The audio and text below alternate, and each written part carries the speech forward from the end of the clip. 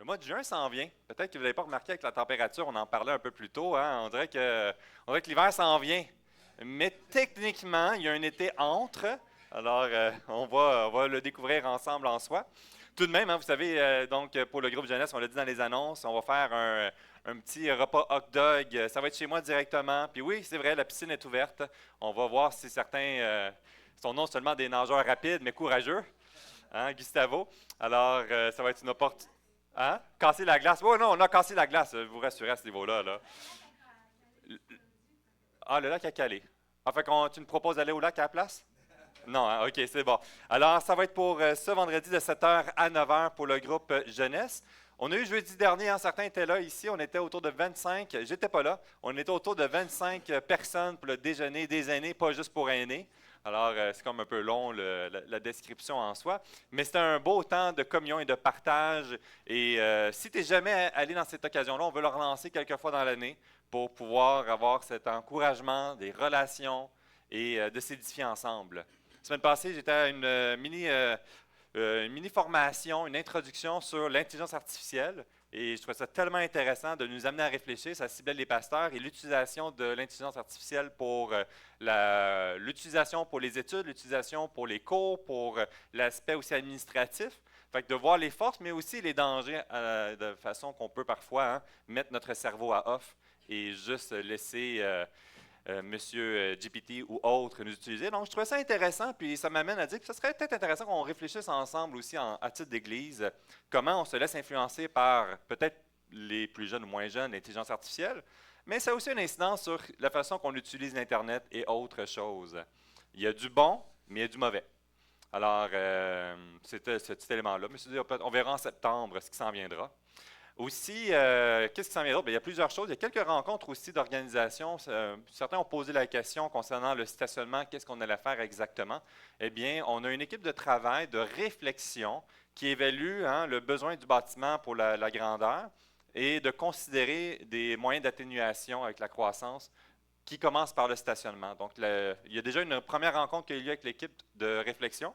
Et il y a une deuxième rencontre qui va être annoncée bientôt par Rénal avec une date spécifique, un dimanche, le 31 mai 2026.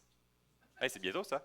Alors, dans 2 semaines, pour les gens de l'équipe, ça va être, on va s'assurer que vous soyez au courant. Si tu dis, hey, j'aimerais faire partie de cette rencontre de réflexion, le but, c'est de ne pas être 75 parce que sinon, c'est un bon temps béni, mais ce n'est pas très efficace. Mais l'idée, vraiment, c'est de prendre les éléments qu'on a, puis de réfléchir, puis de chercher la sagesse du Seigneur dans cette réalité-là. Alors, la question, c'est sur quoi faire pour atténuer la pression du stationnement sans être un irritant avec les voisins autour lorsqu'on va déborder un peu. Vous avez remarqué, aujourd'hui, on a moins cette pression-là. Il y a beaucoup de gens qui sont à l'extérieur, que ce soit pour servir au camp, que ce soit la grande fin de semaine. Et même mon fils a été parti hier. On se demandait quand il revenait. On pensait qu'on l'avait perdu. Mais on est allé le chercher plus tard en soirée. Et il a déjà hâte de retourner servir là-bas parce que c'est un temps béni de pouvoir s'investir pour la préparation du camp Patmos, qui est une initiative pour le rayonnement de l'Évangile. C'est bon pour la jeunesse, c'est bon pour nos propres vies de venir être bénis, d'être dans la nature, de se reposer et de célébrer ce que le Seigneur fait dans la vie des uns des autres avec les enseignements et autres. Je sais que là, j'en parle pas, mais on en a parlé plusieurs fois. Ben, j'en parle en n'en parlant pas. Alors, il va y avoir la première semaine qui va être une semaine d'enfants aussi au camp Patmos. Les inscriptions, je pense qu'il y avait encore de la place, mais ça va être vraiment édifiant. Je vais vous encourager. Dans le mois de juin, on va avoir un service qu'on va présenter les camps, on va présenter le moyen d'action du camp, on va prier pour les bénévoles et les serviteurs qui servent en mission au camp Patmos, parce que durant l'été, ça va être une haute intensité. On veut prier que le Seigneur les protège et les garde à travers ce mois-là. Vous savez, des fois, on se dit que c'est juste pour les gens de travaux manuels qui vont servir au camp, mais c'est de tout et en fonction des besoins et la joie de servir avec nos capacités. Et pour moi, l'élément de la construction, ça me touche particulièrement. Je ne sais pas si vous le saviez, mais je suis allé étudier en construction, moi, avant d'aller dans le ministère. Et dans mon plan à moi, pourquoi j'allais étudier en construction? Pas parce que j'étais manuel, je n'avais jamais utilisé d'outils de ma vie. J'étais un petit Montréalais qui était nullement débrouillard. Mais c'était l'idée de dire, si le Seigneur m'envoie quelque part, c'est un travail qui est facile à pouvoir travailler partout au Québec et de servir dans le ministère. Puis vous savez, la première chose dans les premières choses, vers la fin de mon programme, ce que j'ai fait, eh bien, j'avais mon beau-frère, parce que là, j'étais en fréquentation avec mon épouse Catherine, qui venait d'acheter une nouvelle maison. Et là, moi, j'arrive, puis je me suis dit, je suis un étudiant en construction. J'ai mon set toute prête, mes bottes de travail, puis je m'en viens t'aider. Et là, je rencontre tous mes beaux-frères, qui sont hyper grands, qui parlent beaucoup, qui savent tout. Et mon futur beau-père que je veux impressionner. Et dans cette réalité-là, je commence à dire, je m'en vais travailler, mais là, je vais faire mes choses moi-même. Et là, je commence à barroisser les choses, enlever de la tuile de céramique, construire un mur en bois à clouer ça à coups de marteau fier. Puis je me sens surveillé parce que je suis comme le petit jeune qui essaie d'impressionner ses grands beaux-frères et son futur beau-père. Et tout d'un coup, mon premier coup, là, paclar, là, rentré le clou. Et tout d'un coup, je réalise que le clou n'a pas bougé, mais c'est mon pouce qui a mangé le coup. Et là, je suis en douleur profonde. Je sens mon cœur battre sur mon pouce, puis j'ai l'impression que mon ongle a explosé. Et là, ma réaction, c'est que je sens comme la laine de mes beaux-frères en arrière de moi, qui présentement fait juste me surveiller, gentiment, puis qui parle pour parler. Alors, je dépose mon marteau doucement, je me lève en mettant ma main en arrière et j'ai envie d'hurler de douleur. Et là, je fais juste les regarder puis les écouter comme si de rien n'était en disant ça va passer. Mais à l'intérieur de moi, j'ai vraiment, vraiment mal et mon orgueil vient de prendre un immense coup. Puis vous savez quoi, mon beau-père, là, il m'observe depuis le début. Puis il me dit, Benoît, je dis, oui. Il dit, est-ce que ton pouce va bien? Je suis là, j'ai quand même un peu mal. Fait que là, c'est comme l'humiliation totale devant la famille que je vais impressionner. Puis tu peux-tu voir ton pouce? Fait que tout le monde arrête de parler, regarde mon pouce. Il était tout amoché, gonflé, il avait éclaté d'un bord. J'ai une grosse bulle de sang sur le côté. Et puis, c'était juste, regarde, prends une pause, va mettre une compresse d'eau froide, c'est juste pour calmer cette inflammation. Et j'ai vraiment été humilié. Ça m'a vraiment amené dans un côté de frustration parce que, voyons, j'ai jamais martelé mon pouce dans tout le cours, puis là, je m'en vais dans ce domaine-là. Puis, première chose que je fais, marteler le pouce. Vous savez, je trouve intéressant, ça me fait réfléchir à ce qu'on va découvrir aujourd'hui dans Marc chapitre 14. On a vu dans le chapitre 12 et dans le chapitre 13 un fil conducteur qui nous amène jusqu'à ce qu'une mise en lumière, la fameuse cocotte minute, explose dans le chapitre 14. Dans le chapitre 12, c'est un appel comme on a vu d'un all-in. C'est toute ta vie qu'il veut, Seigneur. Il veut que tu y consacres et que tu le suives en entier. Puis dans le chapitre 13, il vient mettre en lumière tous ces éléments-là d'illusion de contrôle, qu'on pense l'avoir, notre affaire. On le sait ce qu'on fait. Inquiète-toi pas. Et c'est cet appel de mise en lumière de révéler notre fragilité. Et ici, ça devient la faillite complète de notre illusion qui a été mise en lumière en comparaison avec l'œuvre de Jésus-Christ. C'est quoi le rapport avec mon histoire du pouce? Parce que j'aime pas ça parler de ces situations-là, j'aimerais plus parler de d'autres choses. Mais il y a un lien intéressant ici. C'est que qu'est-ce qui m'a amené à cet état de vouloir cacher mon pouce et d'être tout en envers? Il y a eu un fil conducteur qui m'a amené à cet état-là de ne pas être bien. Puis quand je suis en surface, qu'est-ce que je dirais? Mes motifs étaient bons. Je voulais prendre soin de mon beau-frère, je voulais l'aider à réparer. Et dans le chapitre 14, il va nous aider à mettre en lumière une problématique.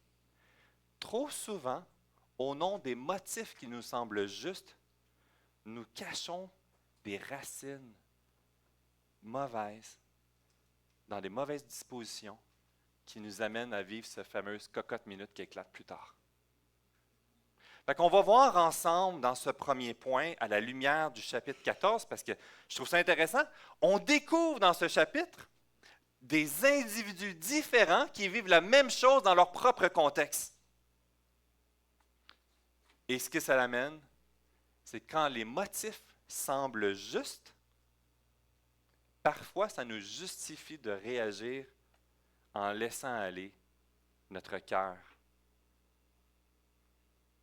et de laisser les épines piquer partout, dans notre cœur, dans notre vie et dans nos relations. Alors ici, dans la première section, on va lire ensemble Marc chapitre 14, les versets 27 à 31.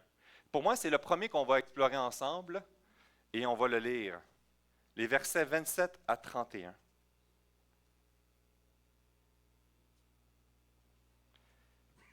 Jésus leur dit, vous serez tous scandalisés, car il est écrit, je frapperai le berger, les brebis seront dispersées. Mais après que je serai ressuscité, je vous précéderai en Galilée. Pierre lui dit, quand tout serait scandalisé, je ne serai pas scandalisé.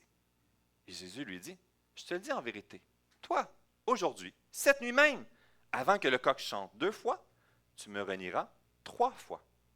Mais Pierre reprit plus fortement, quand il me faudrait mourir pour toi, je ne te renierai pas. Et tous dirent la même chose. Des actions peuvent sembler sages, loyales ou raisonnables, mais peuvent révéler malgré tout un cœur éloigné de Dieu. Ça, c'est un point qui est intéressant.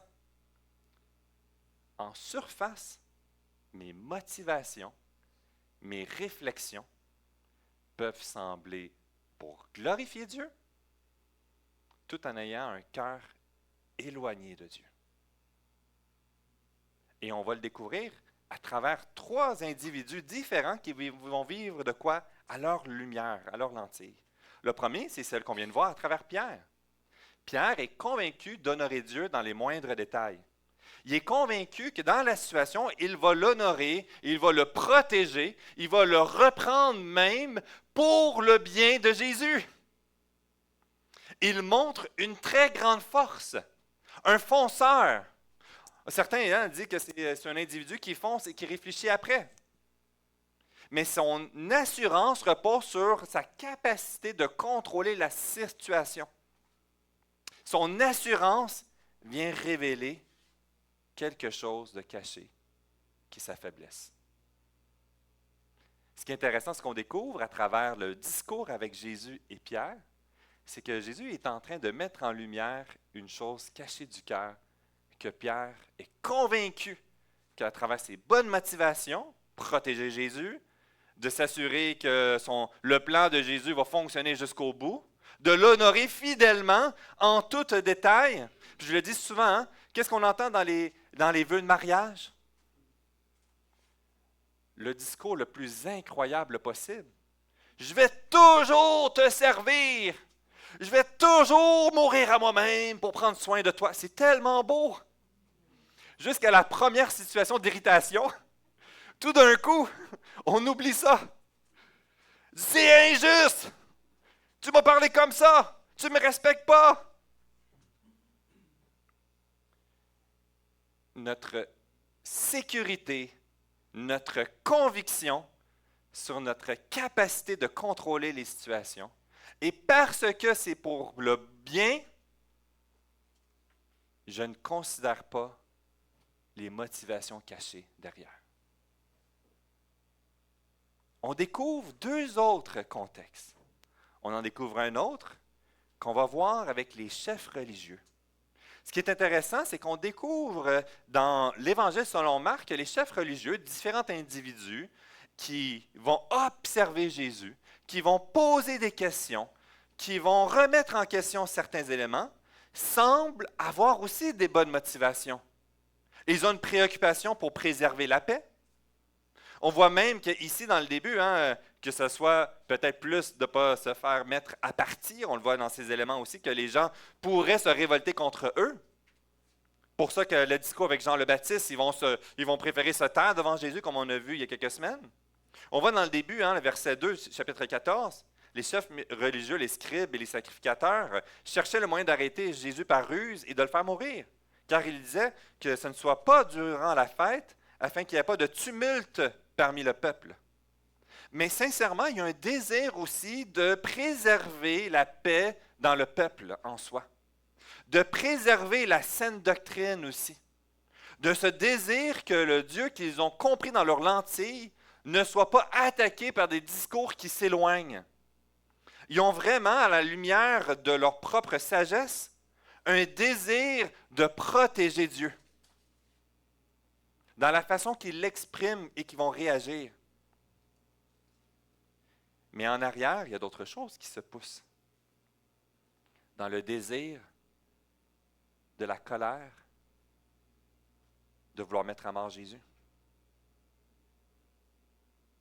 Un point tel qu'on voit dans le plus loin, on va le voir après un peu plus tard, que plus Jésus leur a instruit dans la vérité, dans ce que la parole de Dieu veut vraiment dire, et de ramener la direction, ça va attiser la problématique du cœur en arrière de plus en plus, jusqu'à un éclatement qu'on va voir.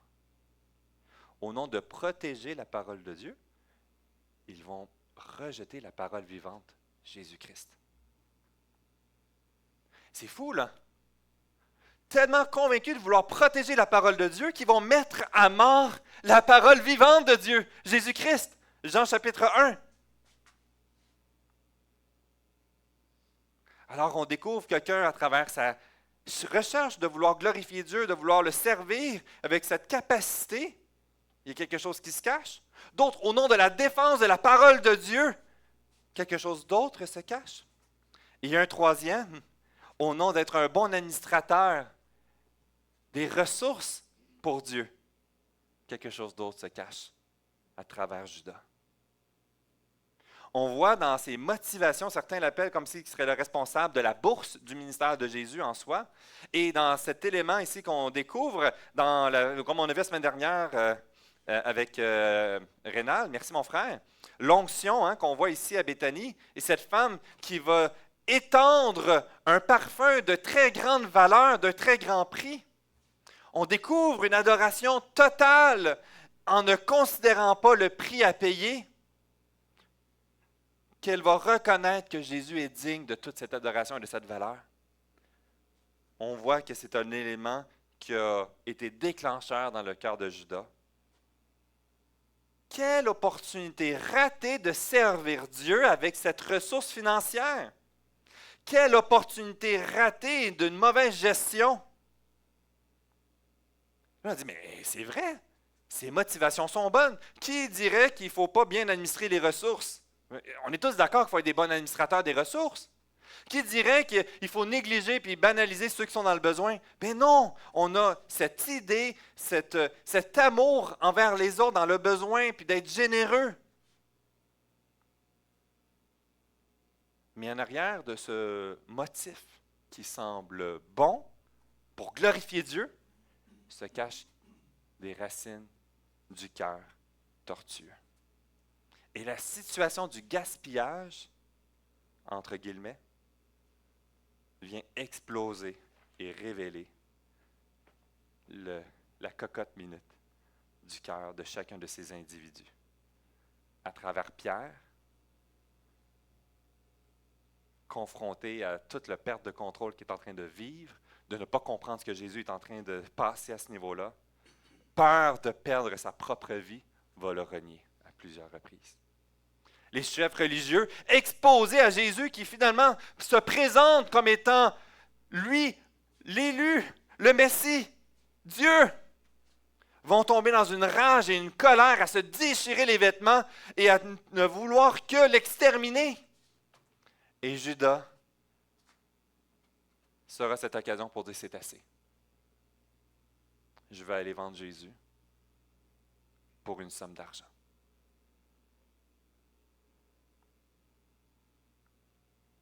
On peut paraître fort, on peut paraître sage, on peut paraître des bons gestionnaires du Seigneur et se berner soi-même et berner les autres dans nos motivations cachées du cœur.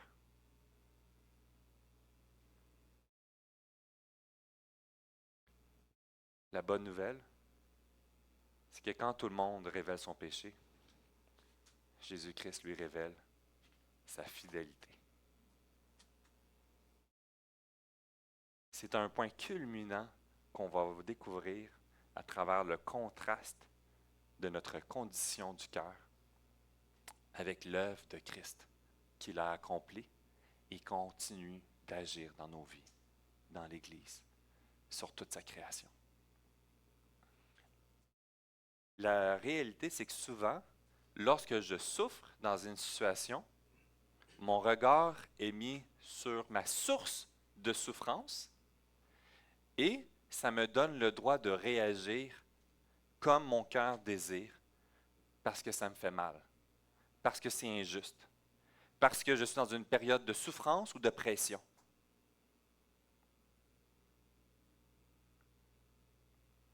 pour moi, c'est l'évidence, c'est que j'ai besoin de réfléchir des fois parce que ça me met tout en envers des situations, ça m'affecte profondément, puis j'ai besoin d'un recul.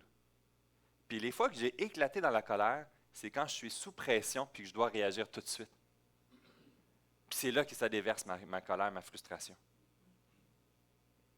Puis ça met en lumière ici cette réalité. Et on va voir dans les versets 35 à 38. Parce que Jésus le sait, ça. Il connaît nos motivations, il connaît nos failles, il connaît les mensonges qu'on nourrit. Il connaît les brisures dans notre âme qui nous fait souffrir et qu'à chaque fois les situations vont arriver, ça va repaiser son doigt dedans, puis que ça va rééclater à nouveau. Puis dans le verset 35 à 38, on découvre ici, « Puis en fait quelques pas en avant, il se jeta contre terre et il pria. S'il était impossible, cette heure s'éloigna de lui. Il disait, « Abba, Père, que toutes ces choses te sont possibles, éloigne-toi de moi cette coupe. Toutefois, non pas ce que je veux, mais ce que tu veux. » Et il vint vers les disciples qu'il le trouvant endormi. Il dit à Pierre, Simon, « Tu dors, tu n'as pas pu veiller une heure?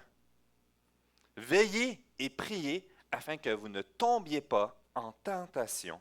L'esprit est bien disposé, mais la chair est faible. » Quel encouragement, parce qu'on voit le contraste entre Jésus qui vit une période de haute intensité et qu'il s'arrête pour venir dans la présence de son Père pour se rappeler où il doit avoir le regard à la bonne endroit. Et il va appeler ses disciples à le faire, puis eux vont juste s'endormir. Ils vont dormir, même pas résister une heure. Puis cette mise en garde, il faut veiller et prier afin de ne pas tomber dans la tentation. On peut avoir un esprit bien disposé, mais on oublie que notre chair est faible. Et c'est pour ça qu'ici, je veux sortir un schéma que je trouve tellement intéressant. Ça, c'est inspiré du schéma 6.1 du livre « Changer vraiment, comment ». Et c'est David Powlison qui a rédigé, à la lumière des principes bibliques, un schéma très visuel. Et c'est inspiré de la section qu'on est en train de lire ici. Le concept qu'on est en train de découvrir dans cette réalité, c'est que dans la vie, il y a des sources de chaleur. Il y a des sources qui font mal.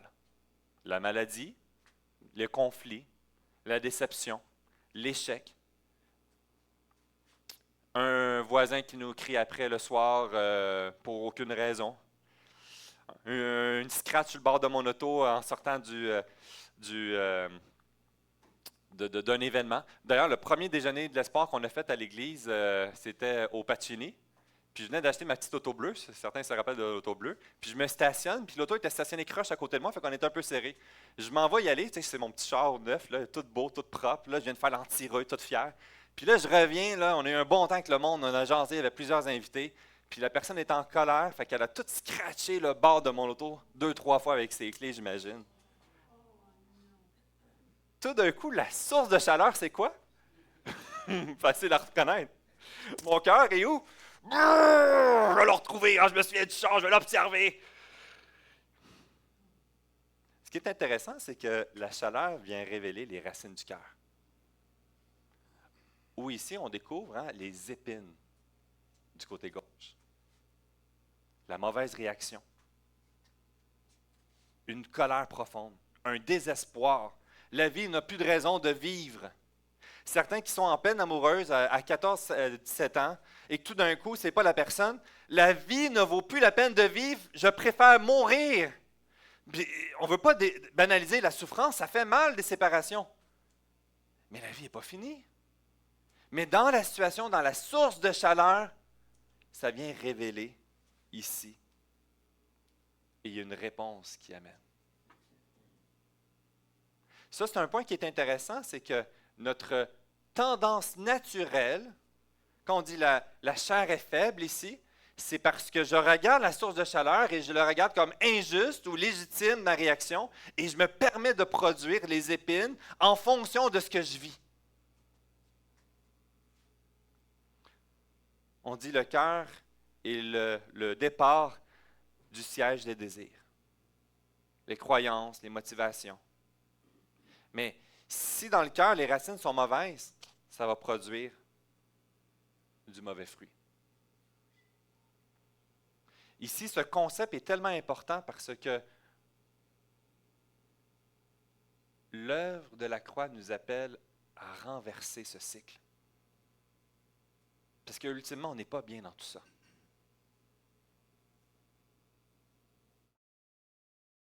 Et cet appel est de redécouvrir l'œuvre de la croix à travers les situations qui vont continuer de s'exposer dans ma vie, mais m'aider à saisir qu'est-ce qui est la source qui m'amène à réagir de la sorte.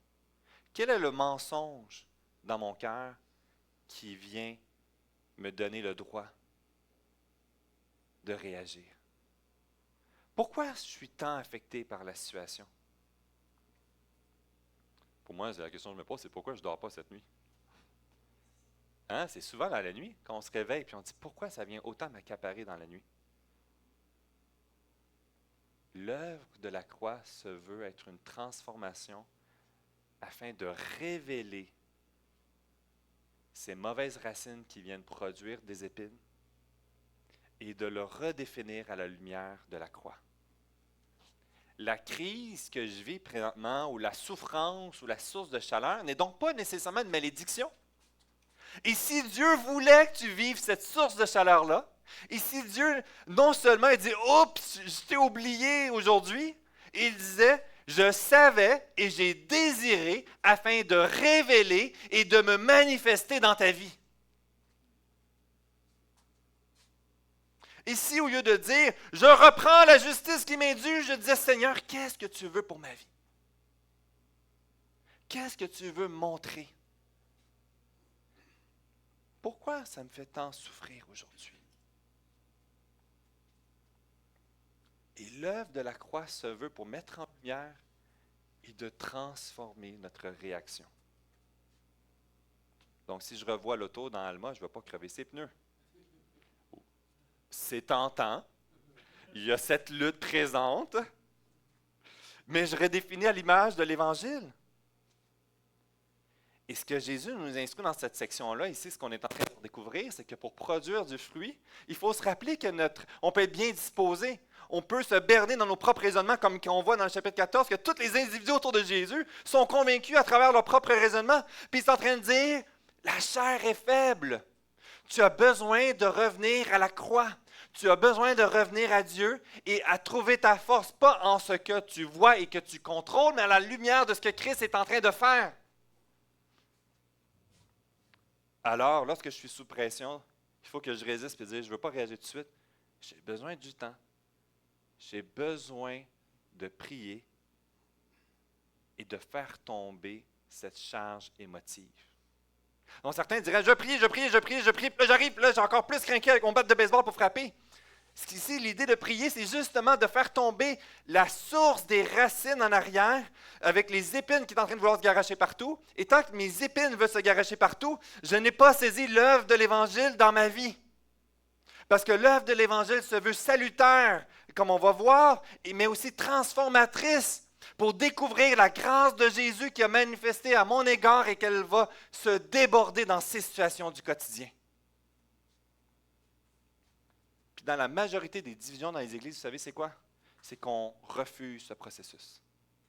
On se divise parce qu'on est convaincu dans nos motivations que c'est pour une bonne raison. On ne sonde pas les racines en arrière de certains mensonges ou de perdre de faire confiance en Dieu à certaines choses. Je ne suis pas en train de dire tous les éléments, mais ce que je suis en train de dire, c'est que la majorité des crises qu'on voit est reliée sur des éléments qu'on a oublié d'appliquer l'Évangile dans ma réaction et dans la situation.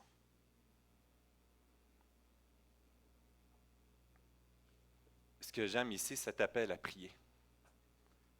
Mais prier ensemble. Prier avec les personnes qu'on est en conflit. Pas pour eux nécessairement, oui, on commence par eux, mais prier avec eux. C'est l'Église du Seigneur, je crois vraiment qu'il y a de quoi que le Seigneur veut nous faire grandir. Un conflit dans le couple, mais prie en couple. Que le Seigneur se manifeste et mette en lumière. Quelles sont les fausses racines dans mon cœur qui m'amènent à réagir de la sorte? Pour ça que j'aimais tellement je me souviens plus c'est quel auteur qui avait dit ça, puis c'était sur un livre sur le couple, puis qui disait que sa femme arrêtait pas de laisser toujours les portes d'armoire ouvertes. Elle les fermait jamais. Puis là, ça l'irritait profondément. Et tout d'un coup, il s'est dit qu'un jour, là, il va toutes les arracher. Mais un jour, sans s'en rendre compte, il s'est frappé la face sur une porte d'armoire ouverte. Puis dans son cœur, c'était « c'est fini, je la divorce. Il n'y a plus de solution. » Puis il dit « attends une minute, là. » Il a refait le processus dans sa vie, puis il a dit « bon, comment l'Évangile s'applique dans cette situation-là? » Puis vous savez c'est quoi? Il n'a pas divorcé. Il s'est mis à fermer les portes d'armoire. Il a décidé de vivre l'Évangile dans la situation. Pour moi, c'est mon épouse qui met les linges puis le petit bac de trucs de Guinée devant la cage d'escalier au lieu de le descendre en bas. Puis là, moi, ça a développé ma colère, là. Puis là, je me suis dit, un jour, là, je vais l'accrocher, je vais le débouler puis je vais mourir, là. Tu sais, c'est un scénario de catastrophe, c'est tellement dangereux. Première fois, j'ai commencé à juste le tasser. C'était la première étape de mon cœur. C'est pas vrai que je vais le prendre puis le descendre en bas, mais au moins, je vais le tasser. Aujourd'hui, je travaille là-dessus. Je le descends, là, ou quand je le vois. Des fois, même, je l'oublie. Mais ça fait un bout quand même, hein, cette réaction. Oui. OK, c'est réciproque. Peut-être pour ça que je ne le vois plus. Non. Mais ce qu'on découvre, c'est qu'il y a quelque chose qui nous appartient.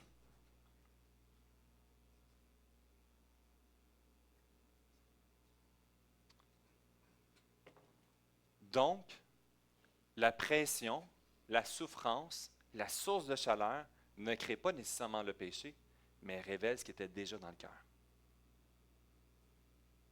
Ça, c'est une phrase qui est importante. Ce que je vis qui m'a amené à être en colère ou à être dans l'anxiété totale ou dans la perte de contrôle des situations,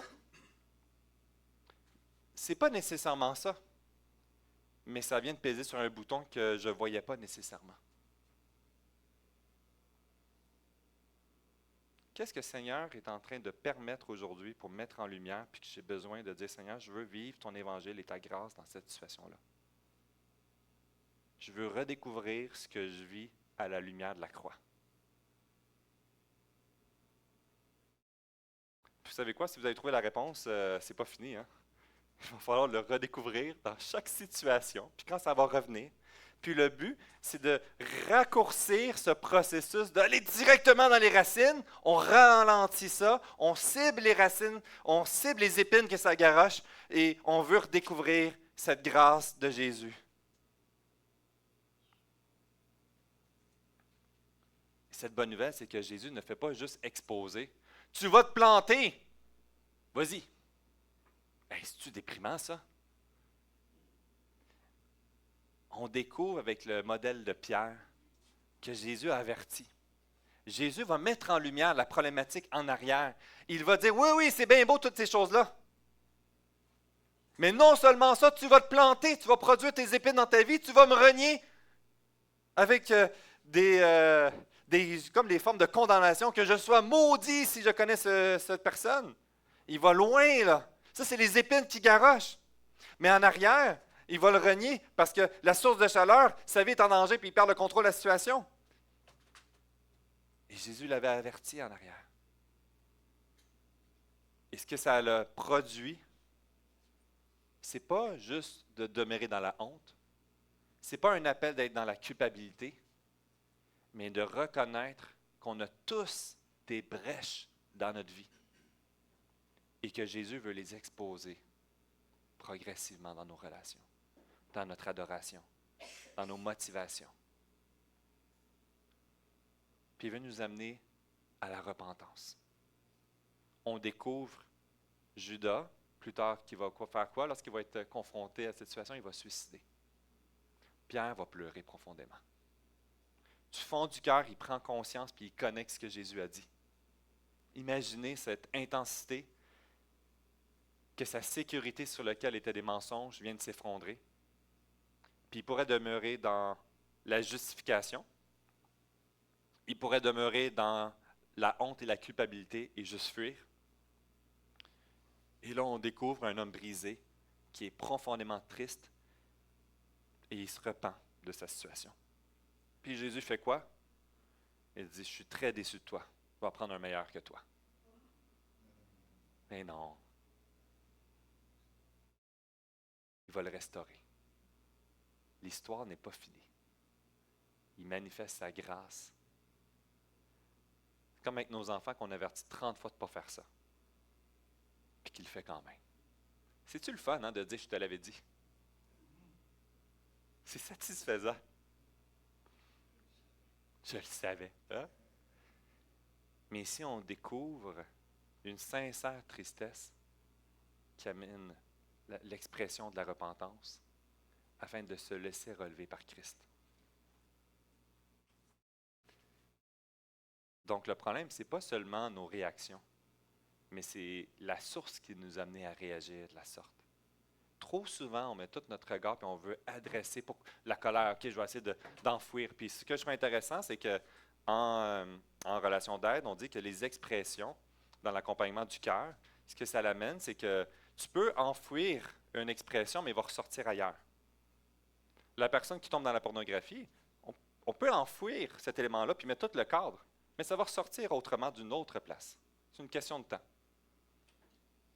Alors, des fois, on est en train de vouloir contrôler puis compresser ou mettre à Christ cet élément-là, mais on n'adresse pas la problématique en arrière. Quel est l'élément qui m'amène à exploser de la sorte, à fuir dans ces endroits-là, à trouver ma sécurité, à trouver ma joie? C'est pour ça que, comme on dit, quand tout le monde révèle son péché, Jésus-Christ, lui, manifeste sa fidélité.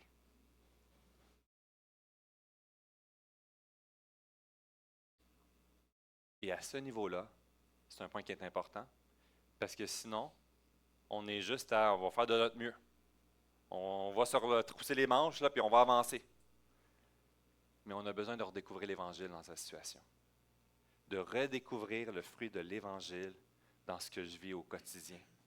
De redécouvrir, dans ce besoin, comme on l'a vu dans le schéma, de ressonder quelle est la source qui m'amène à réagir de la sorte, mais aussi à revoir la situation à la lumière de l'Évangile, de me laisser transformer et avancer. Et ça, ce que je suis en train de dire ici, ce qui est important, c'est pas voici ce que je vais faire, c'est voici ce que Jésus va faire. Tout repose sur cette compréhension que j'ai besoin de laisser le Saint-Esprit agir, manifester, révéler et me réapproprier la personne de Jésus-Christ pour moi. On voit dans cette section les versets 60 à 64. Alors le souverain sacrificateur, se levant au milieu de l'assemblée, interrogeant Jésus, il dit, ne réponds-tu rien? Qu'est-ce que ces gens déposent contre toi? Jésus garda le silence, il ne répondit rien. Et le souverain sacrificateur l'interrogea de nouveau et lui dit, es-tu le Christ, le Fils du Dieu béni? Jésus répondit, je le suis. Et vous verrez le Fils de l'homme assis à la droite de la puissance de Dieu, venant sur les nuées du ciel. Alors le souverain sacrificateur déchira ses vêtements et dit, qu'avons-nous encore besoin de témoins? Vous avez entendu le blasphème que vous, ensemble, tous le condamnèrent comme méritant la mort. L'expression qu'on voit des chefs religieux à exprimer toute leur colère, au point que, comme on a vu, hein, le premier point, c'est que leur motivation, c'est préserver la parole de Dieu, préserver les rites, s'assurer de la sécurité, puis de la paix, puis de l'harmonie dans le peuple en soi, et que lui, il vient tout brasser ces éléments-là, et que là, il va faire plein de faux témoignages, puis que dans toutes ces occasions d'injustice que Jésus est en train de vivre, dans l'arrestation, dans les témoins qui disent des niaiseries, puis que ça se contredit, puis que c'est un vrai cirque, il ne va jamais parler. Il va décider de se taire. Et le seul endroit qu'il va parler, c'est en conformité à la parole de Dieu et à son identité. Il est le Messie. Il est Dieu. Il est le Sauveur. Il ne parle pas pour éviter la condamnation. Il reste fidèle jusqu'à l'insensé de ceux qui essaient de le coincer dans tous les détails. Ce qu'on découvre dans cette réalité de redécouvrir, c'est de se rappeler que là où est-ce qu'on a tous tombé, qu'on va continuer de se planter, Jésus reste fidèle dans les moindres détails. Quel encouragement de découvrir à travers l'Évangile dans ma situation que je vis, de me rappeler puis de voir l'œuvre ici, le contraste évident entre tous ces individus-là qui ont fait cette même démarche qu'on a vue et de voir le cheminement de Jésus qui reste fidèle, qu'il continue, qu'il ne se laisse pas décourager, qu'il ne tombe pas dans l'abandon de son peuple infidèle. Il savait, il a dit, puis il dit, moi, je vais rester jusqu'au bout dans ce qu'il a été déterminé comme étant bon. C'est notre sécurité pour nous. Lorsqu'on va fuir, lorsqu'on va, comme Pierre, renier ou être honteux sur notre identité, lorsqu'on va trahir, se blesser, mentir, comme les chefs religieux, Jésus va rester fidèle, il va obéir, il va veiller, il va rester au pied du Père, il va persévérer indépendamment des circonstances et il va accepter la souffrance, il va boire la coupe.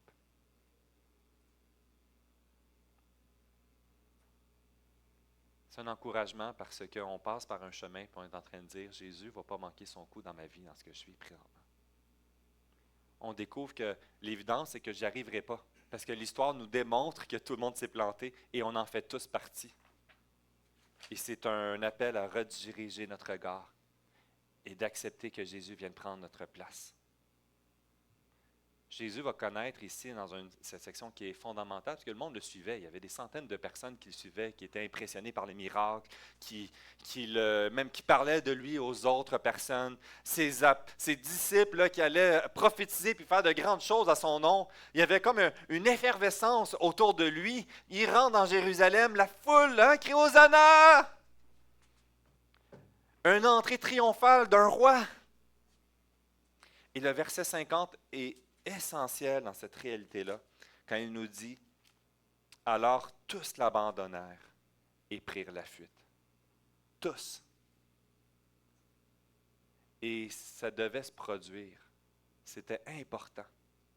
Parce que personne ne peut faire ce chemin si ce n'est que Dieu lui-même. Personne ne pouvait. C'est pour ça qu'on dit que le salut vient de Christ seul. Lui seul peut faire ce que nous ne pouvons pas faire. C'est une réalité de prendre conscience que sans lui, je n'y arriverai pas. C'est pas donc, je vais avancer avec Jésus, merci pour ton cadeau, puis là, moi, je vais rembourser cette dette, je vais faire une bonne vie, je vais m'impliquer dans les ministères de 1000 façons et de payer le prix du service fait que je suis avec Jésus et que je mérite. Et cet élément-là, ça vient tout casser ces éléments d'identité. C'est je ne le mérite pas, j'y arriverai pas. Et c'est un œuvre de grâce. Et je veux le suivre. Malgré toutes les fois que je vais l'abandonner, que je vais douter, que je vais remettre en question, que je vais résister, que je vais reprendre le contrôle, que je vais prendre un raccourci. Et c'est cet acte qui nous met en lumière de toute la gravité du péché dans le cœur de l'homme et de la femme. Et on découvre ici que Christ a tout fait parfaitement, fidèlement, et qu'il l'a fait pour nous sauver. Ça vient de lui seul.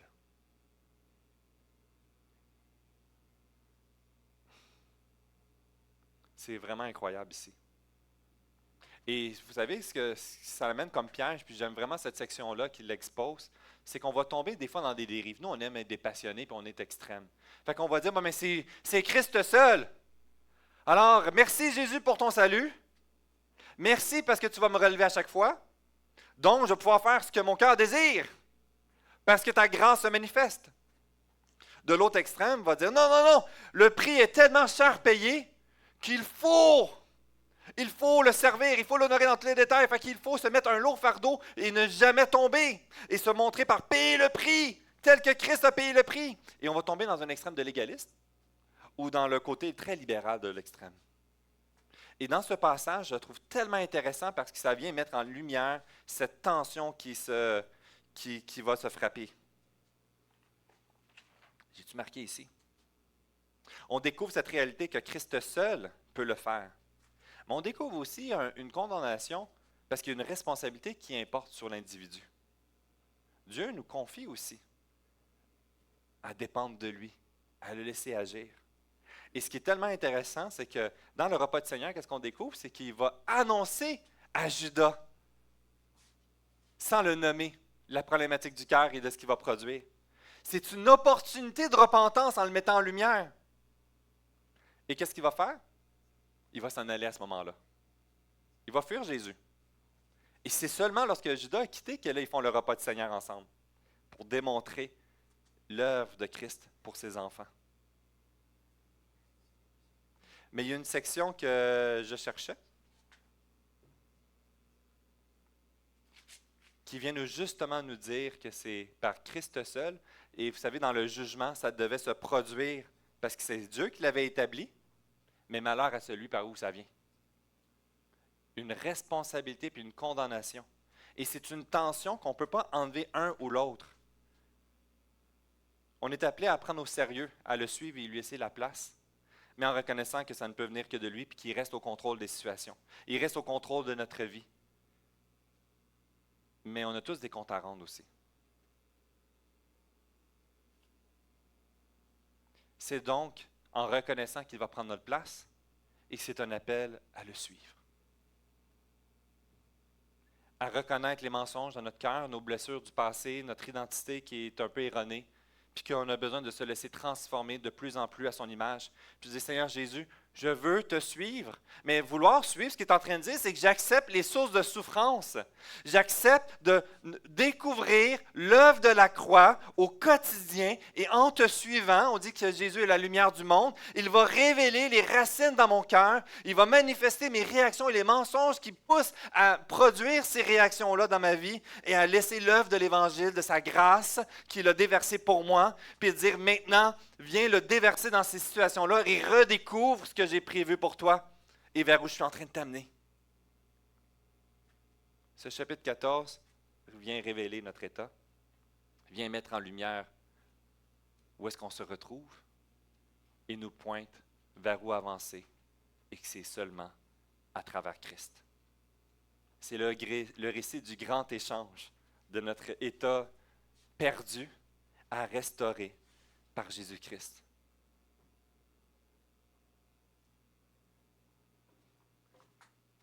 Vivre l'Évangile, c'est donc pas plus d'efforts, mais plus de Jésus. C'est important ça ici. Plus de Jésus va produire une transformation. Plus d'efforts, il y a le danger de tomber dans ce fameux contrôle de notre sagesse, de nos raisonnements et de se berner soi-même. Est-ce que plus de Jésus a de l'effort? Ben oui, certainement. Est-ce que plus de Jésus a de la connaissance? Ben oui, certainement. Mais c'est l'œuvre de Jésus que je veux laisser agir dans ma vie pour produire ceci. Je vais inviter l'équipe de louange à s'avancer. Et pendant qu'ils se placent, je voulais montrer deux choses. On ne va pas tout de suite changer la diapo. Dans Marc 14, ça peut nous montrer que même ce qui nous semble être les meilleurs fruits peuvent cacher des racines brisées. Même nos belles paroles, où on peut se berner dans nos raisonnements d'être des bons gestionnaires, mais ça peut cacher des mensonges dans notre cœur. Comme Pierre, comme Judas le calculateur, Pierre à travers l'orgueil, les chefs religieux au niveau de la protection de la parole. Jésus va mettre en lumière ce qui était caché. Et les sources de chaleur dans leur vie va les révéler. Et ça va produire ses épines. La bonne nouvelle, c'est que là où est-ce qu'on a échoué, Jésus va rester fidèle. Amen. Il expose notre cœur, non pour nous rejeter, mais pour nous transformer à son image. Quand je reconnais mon péché, Jésus reste fidèle. Puis à travers ce chant qu'on va prier, à travers cette réflexion, à travers cette semaine, la question que je me pose, c'est, dans ta vie à toi, dans ma vie, quelles sont les illusions qui peuvent sembler être des bons motifs extérieurs, mais qu'en arrière, il y a de quoi qui me fait souffrir, un mensonge ou autre? Comment les situations, des sources de chaleur, des pressions dans une crise, peut être une occasion soit de nourrir ou de révéler la racine corrompue de mon cœur? qu'à travers cela, on puisse venir à Jésus. Viens remplacer, viens révéler et fais-moi goûter ta grâce. Merci pour ta justice. Merci parce que tu le savais. Avant même que je vienne à toi, tu t'es manifesté. Je vais vous inviter à vous lever. Et que dans notre cœur, ce désir, c'est de célébrer le Seigneur. Non parce que nous sommes bons, mais parce qu'il est bon. Non parce qu'on a tout fait fidèlement, mais parce qu'on a besoin encore de redécouvrir sa grâce, cet évangile, dans le quotidien de ce que nous vivons. De découvrir cette paix dans les situations qu'on vit. Et ça, on n'arrivera pas si ça ne vient pas de lui. Seigneur Jésus, prends notre voix. Prends notre vie. Prends notre cœur et glorifie-toi. On a besoin de toi aujourd'hui. Encore un peu plus. Je ne comprends pas tout, je ne comprends pas le pourquoi. Des fois, ça me semble être une contradiction avec ce que je saisis, avec ma sagesse, avec ce que je veux faire pour te servir. Et pourquoi il y a toutes ces embûches qui se produisent. Je ne comprends pas, mais toi, tu le sais. Seigneur, je veux te faire confiance, te laisser la place qui t'appartient et te laisser faire ce ménage et te glorifier dans ma vie, dans mon cœur, dans ma famille, dans cette église. Si tu n'es pas au centre, ça va éclater. Viens à notre secours, je t'en supplie. Par ta grâce et pour ta gloire. Amen. Chantons ensemble.